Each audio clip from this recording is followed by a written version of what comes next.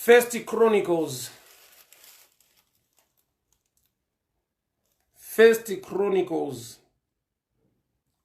21.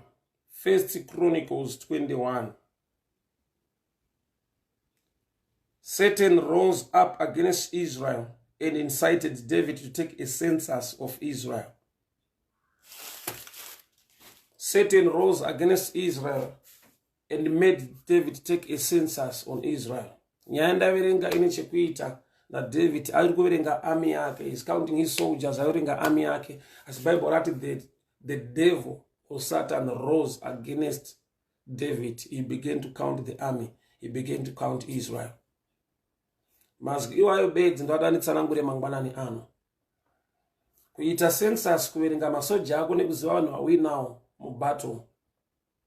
Bible writes, the devil arose against David. He began to count his army. This is a picture yemunhu ari kubuilda confidence yezvaainazvo.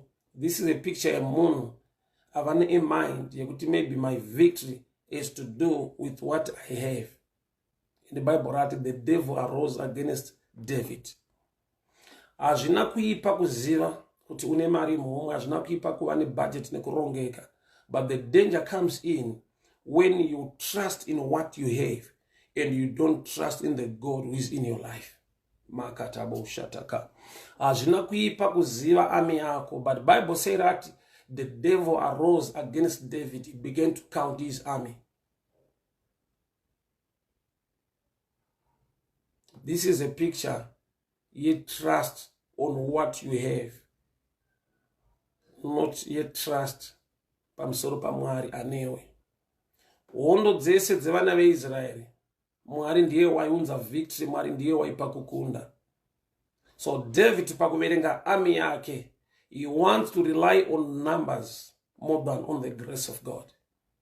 Victory yehondo dzekwaIsraeri inobva kuna Mwari, not the number of army or the number of people backing you. That's why Bible writes, the devil rose against David and he began to count his army.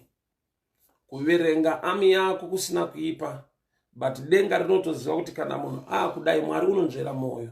Mwari vakanzwa nekuona kuti David now trusts une chivimbo nezviri paground than kuva naMwari wekudenga anovapa kukunda.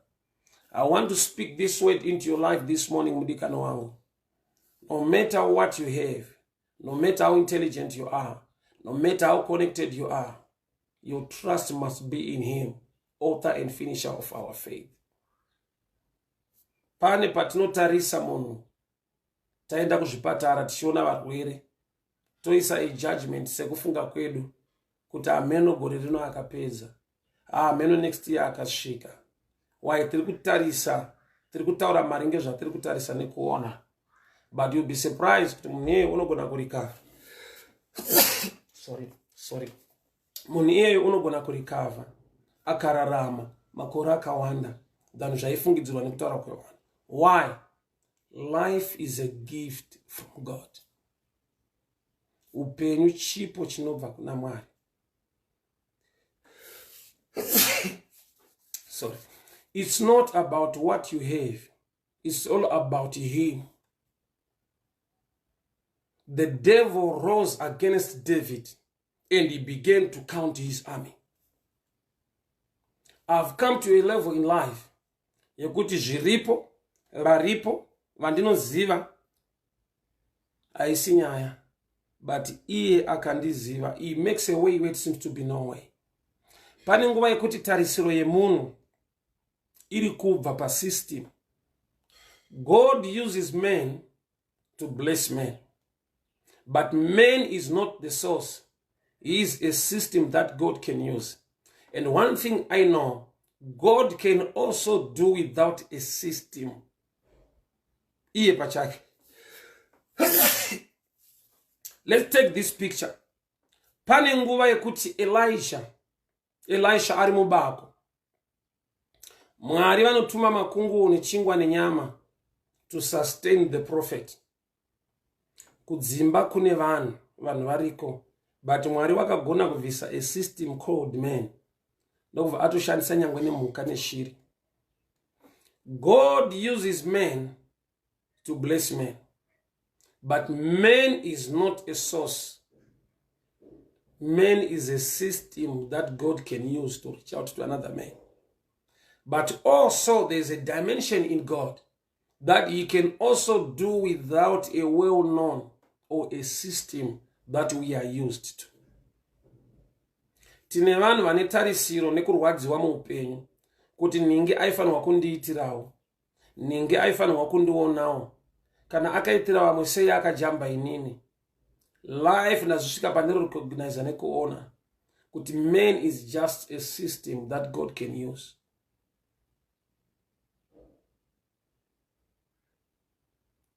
Munhu inzira inogona kushandiswa naMwari to bless you. But munhu haasiri ropafadzo ndiJehovah. God uses systems. Man is a system that God can use to bless you, but man is not a source. So your trust, your belief, and your faith must be in him. Nekuda kwekuti the system can fail, can resist, but his grace is sufficient. He can reach out to you through other means or other ways.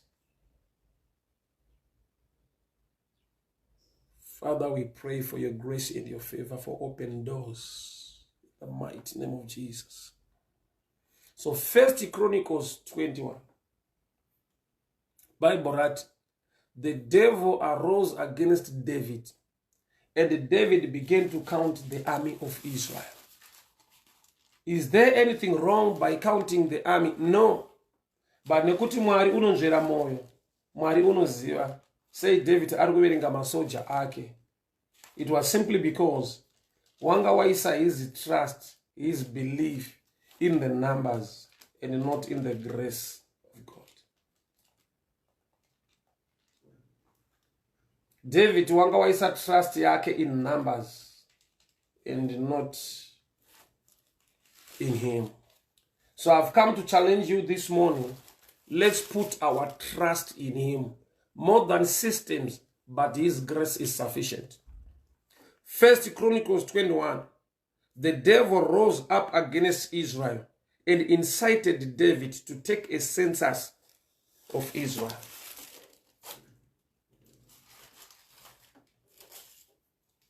The devil rose against David and incited him to count the number of people in Israel. Zvakaipei kuziva budget, zvakaipei kuziva your connections, zvakaipei kuziva zvinhu zviri on the ground. Izvozvo hazvina kuipa, but nokuti Mwari unonzvera moyo, wakaziva kuti the pride of numbers, the trust and the belief ivo vakakukomberedza nevanorilaya nawo can ruin your trust in him, the one who gives you victory. That's why sometimes God will not use people whom you think, trust, and believe they are sent by God in your life. God can use somebody without a name, somebody not well known, but connected by God to reach out to you. So your trust, your faith, your belief must be in him. Baba tinokutendai nekuda kwenyasha nerudo rwenyu. Rwimbo rwangu Mwari ruri mamuri. Munondipa upenyu, chekudya nechekupfeka. Munotichengeta misi nenguva. Patinofamba Baba, protection inobva kwamuri inofamba nesu. Mutsvene wakatendeka, Mwari wakarurama wamasimba ose. Ndakupai mbiri nekukuremekedzai mangwanani ano. Muzita raJesu Kristu weNazareta. Amen and amen. God bless you people. Remember 1 Chronicles chapter 21. The devil arose against David and he incited him to count the people of Israel. What was wrong with that? Mwari unonzvera moyo wakaziva the pride iri mumunhu when it comes to what he has on the ground, ignoring the grace of God upon his life. I encourage you to trust and to believe in him. I encourage you to trust and believe in him more than in men. God uses men to bless you, but man is a channel, man is a system, and God is the source. So the system can have a blockage, the system can resist you, but his grace and his hand of favor is not short. May the good Lord bless you. May the good Lord protect you. May the good Lord favor you. May the good Lord overshadow you with blessings upon your lives. Mhuri dzenyu dzichengetwe. Mwari vakurwirei, Mwari vakugonesei, Mwari vakuchengetei. Ndanamata nokutenda pamusoro poupenyu hwenyu vadikani. Muzita raJesu Kristu weNazareta. Amen and amen. Dorcas Mbewe, may the good Lord bless you. Feni Bad Mutema, God bless you. Feni Eva.